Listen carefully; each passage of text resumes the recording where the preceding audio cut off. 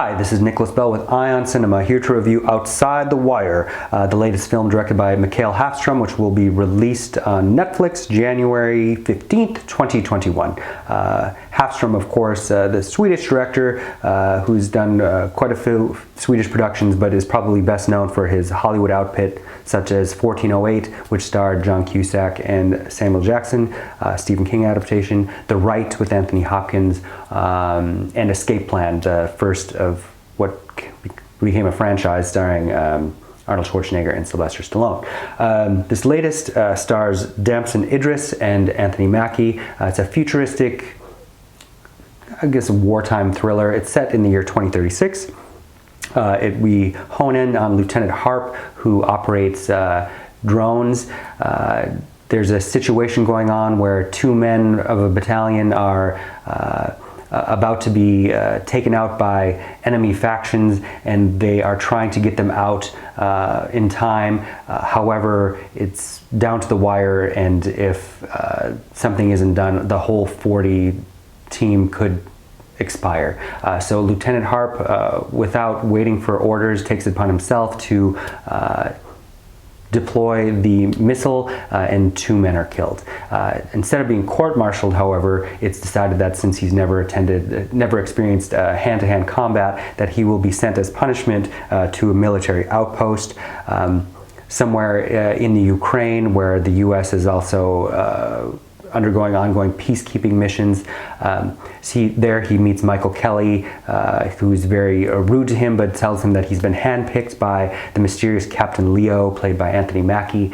We learn relatively quickly that Mackie is a cyborg, a fourth-generation biotech that is kind of a secret to everybody, almost.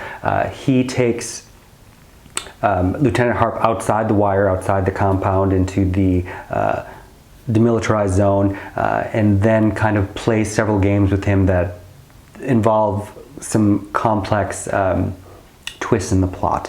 Along the way, they meet a leader of the rebel faction there, played by Emily Beecham, and then the kind of Bin Laden type leader that's trying to detonate all these old nuclear warheads, which he can do if he receives the code that Anthony Mackie is already trying to get, played by Pilou Asbæk, who's very limited use of him.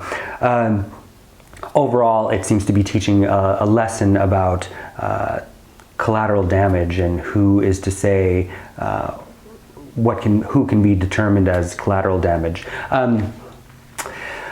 It's very interesting because at one point I like the dynamic of having two black male leads.